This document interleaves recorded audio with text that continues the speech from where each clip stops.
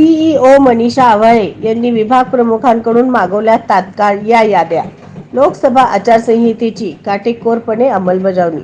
16 मार्च रोजी 18व्या लोकसभा निवडणुकीची आचारसंहिता लागू झाली.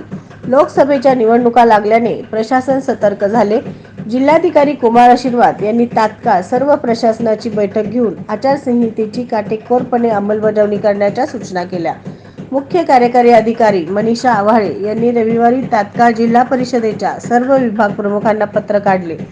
या पत्रामध्ये त्यांनी लोकसभा सार्वत्रिक निवडणूक 2024च्या निवडणुकीची अधिसूचना प्रसिद्ध झालेली असून सदर घोषणेपासून म्हणजेच दिनांक 16/3/2024 पासून आदर्श आचारसंहिता लागू करण्यात आलेली आहे. सदर निवडणुकीच्या अनुषंगाने जिल्हाधिकारी तथा जिल्हा निवडणूक अधिकारी सोलापूर यांनी आदर्श आचारसंहिते अंमलबजावणी करण्याबाबत माहिती आज संध्याकाळी 7 वाजेपर्यंत मागवली आहे.